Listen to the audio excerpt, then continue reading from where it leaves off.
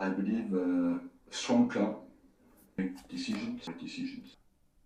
بعيدا عن ان ارسن فينجر مدرب كوتش جامد قوي في الملعب، ولكن هو يا جدعان في الاداره فهو بروفيسور ودماغه سابقه عصره في حته انه يساهم في بناء كيان او عمل سيستم بالنادي يمشي عليه لمدى طويل. عشان كده كلامه اللي هقوله لك دلوقتي لازم نستفيد منه من ناحيه الاداره، لو حد عايز يفهم طرطيش عن الاداره اللي بجد يعني. يلا بينا. فاول درس عايز لنا فينجر هو ان احنا في زمن اللقطه، يعني الناس عايزه المدير اللي ياخد القرار اللي بيحبه الجمهور او اللعيب الغالي عايزينه علشان مثلا الناس بتطالب بيه، او مدرب عايزين يمشوه علشان السوشيال ميديا غضبان عليه. فبيقول لك ان الاداره الصح هو اللي انت تاخد القرار الصح حتى لو ما كانش محبوب، المهم انت مقتنع بكفاءه الشخص اللي قدامك او اللي هتاخد قرارك اتجاهه، مش اللي سعره كام في السوق.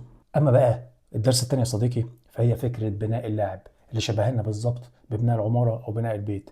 قال لك ان الدور الارضي او الاساسي هو الاهتمام بالمهارة التقنية والتكنيك للعيب في سن البراعم من 7 ل 14 سنة، لأن ده الأساس اللي من غيره البيت هيقع. أما بقى الدور الأول فهو الاهتمام بالفيزيكال أو الجانب البدني، لأن ده هيبان معاك قوي في السن بعد كده، هو سن المراهقة.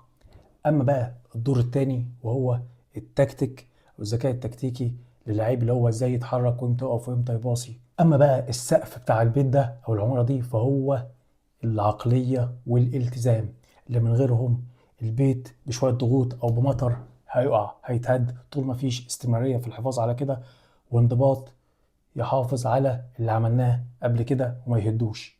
أما بقى الدرس الثالث إن النادي مش سوبر ماركت وبيشتري لعيبة جاهزة، وإنه مؤمن إنك لازم تدي فرص للشباب وتصبر عليهم، وبيقول لك إنه عارف إنه لو لاعب مدافع عنده 20 سنة أكيد هيغلط وهيكلفه نقط، ولكن في المقابل هو بيبني لعيب ل10 سنين قدام. فبيقول لك إن دي الإدارة اللي بجد للموهبة، مش مجرد تمرين اليوم بيومه.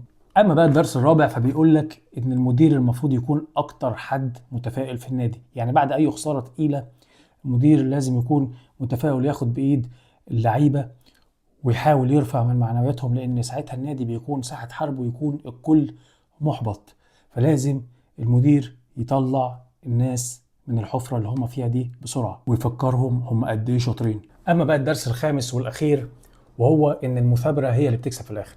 ان فينجر كان رفض عروض كتير من انديه كبيره لانه كان وفي للمشروع وكان اللي كان مؤمن بيه، وانه كان شايف ان اهم صفه في الشخص الناجح مش الموهبه ولا الذكاء، ولكنه كان شايف المعافره وانك تكون مكمل في طريقك ما تتهزش مهما كانت المغريات والفرص والصعوبات اللي بتواجهها. فمن الاخر يا صديقي فينجر بيعلمنا انك علشان تكون ناجح في اداره اي حاجه لازم يكون عندك رؤيه بعيده المدى، وتحاول توازن بين مصلحه الكيان وتطوير البني ادمين اللي معاك. كان معكم حازم زناتي، حد بيحب يعرف الكوره بتلعب ازاي. سلام.